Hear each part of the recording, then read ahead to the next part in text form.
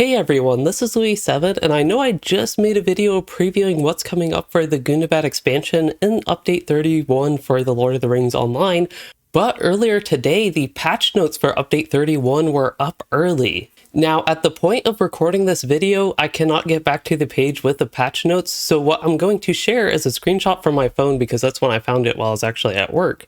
And here it is, and basically what I'm going to do today is my usual patch review type video. Now I should point out, because this was published early and then was taken down later, there is always the possibility that something will change from what we have here, but it still looks like there's a lot of patch notes that also weren't even in the betas or quite even in things that have been announced. So let's go ahead and get into it. And like I already covered in my video that I uploaded early Friday, this goes over an overview of what the expansion actually is, what the content is, and it is true that you will have to go through all the first 4 chapters of the Legacy of Durin and the Trials of Dwarves to start with the new book quest, which will be chapter 5.1 Mini Masters, to get started on the new content and, at least with the book quest, get started on Gundabad.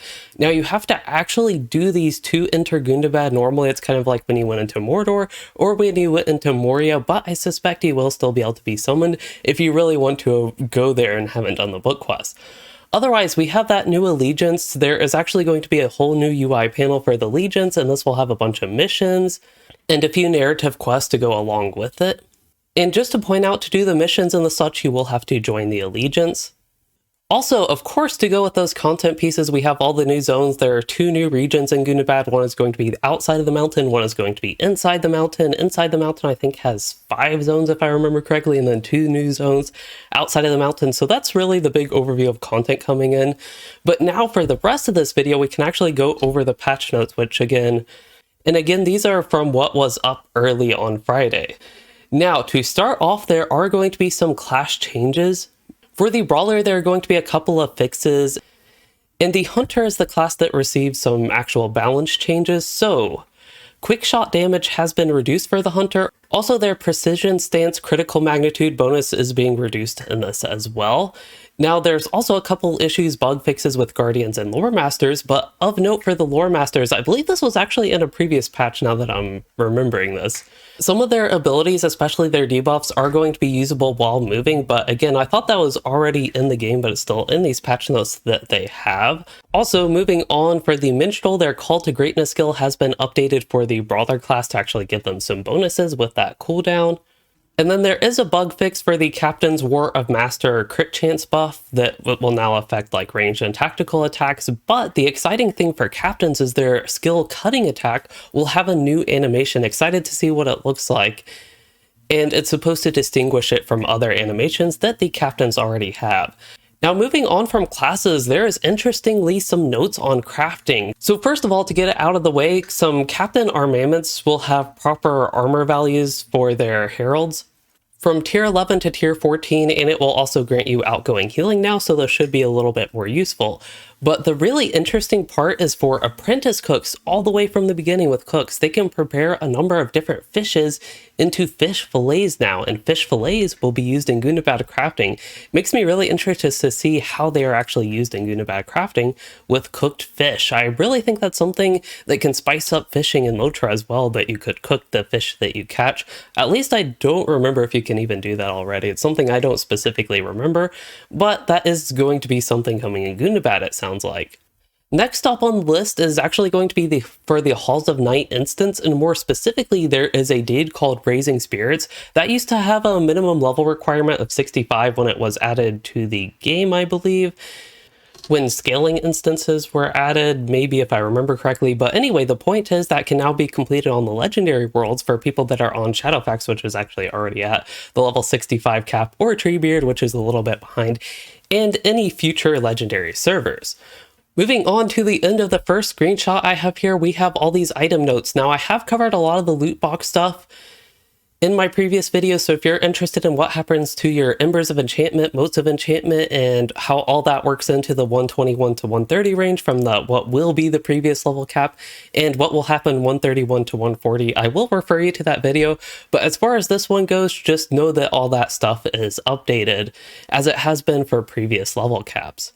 Also, an interesting note for the Embers of Enchantment vendor, they will no longer offer enhancement runes. That was something that was outdated that was never actually intended to make it into the full release of the LI revamp. So do know that those are going away. I definitely would not recommend spending Embers on that stuff anyway, because it's really low value compared to other better things you can get with Embers and even moats. But now moving on from all the Embers, moats, loot box, all that sort of type of stuff, we should move on to legendary items. Now, legendary items will be able to be reforged up to item level 465, at least at level 140 in Gundabad. I do recommend reforging your weapon, or at least trying to at 131. I don't know if you actually will be able to at 131, but usually with expansion, there's a pretty big power jump at the next level, or at least at the start of the expansion. So probably good to keep it in your mind that you should probably try to reforge at least every few levels and see if it makes a difference. I will personally be testing this out to see how it actually progresses through the leveling experience in Gundabad. But moving on, heritage runes will be used in the reward track, which if you have not seen has been delayed. That will not be until update 31.1, and it will not be releasing with the launch of this expansion with update 31, but they will now be level gated based on the amount of item XP they give in the future, so could potentially run into some issues with that if you have been hoarding them, especially for lower level characters, but it is honestly something that makes sense, and I can definitely see why they have made that change. Moving on, there are a couple like really random item bug fixes, but one more thing of note with legendary items is a lot of extra stuff that you have still beginning with the old LI system. It sounds like those are actually being phased out in the update 31 patch, and those old things will be replaced with things for the new LI system. So I look forward to seeing what has changed as far as that goes, especially a lot of old challenge chests and instances I have noticed still give old LI stuff, old relics, and that type of stuff. So it'll be interesting to see if that has actually changed. Okay, moving on to my next screenshot, this actually works out perfectly because we are on localization, which is just for the French and German language, where the Wildwood title for your class rather will now correctly display in those languages, again, French and German. But moving on, the next big section is on player versus monster player. There are a lot of changes here. I don't think I will actually go through those in this video. I know these patch notes are out early and you'll probably want to see that.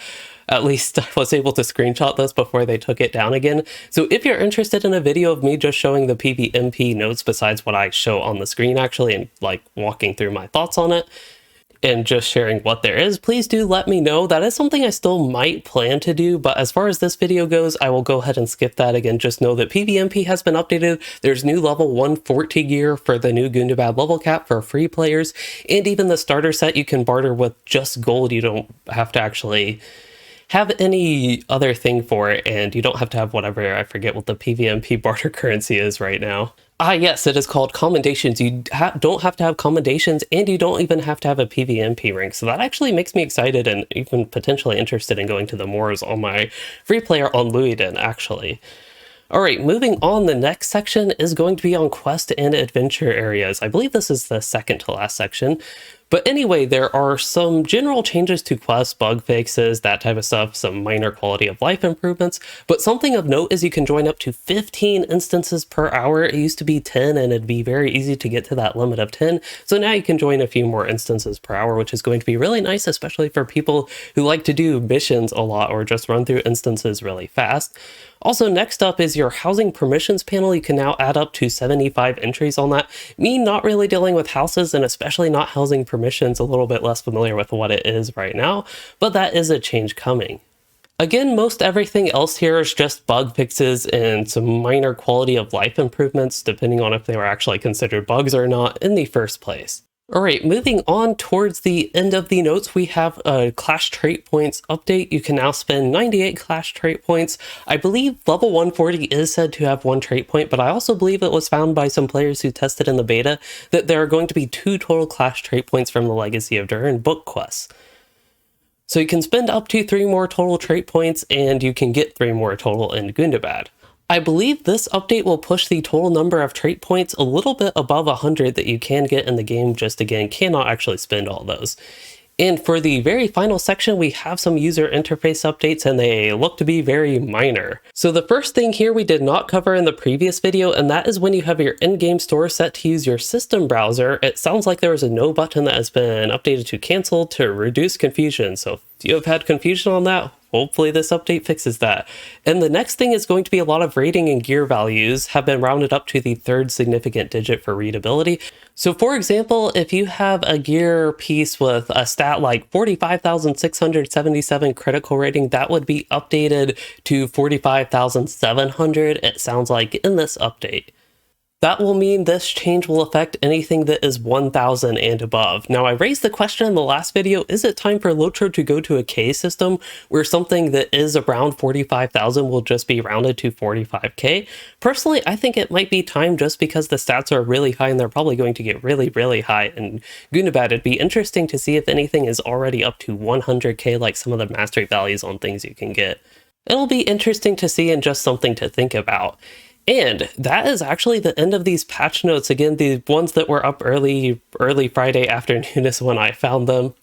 The original page for this, anybody curious, I will put the link to that in the description so you can see for yourself where I found them and see if you see them later. But otherwise, that is all I have for this video. A lot of exciting stuff with Gundabad and kind of neat to have the patch notes early. I will pay attention in case we do get updated patch notes that are different from what I was able to screenshot here.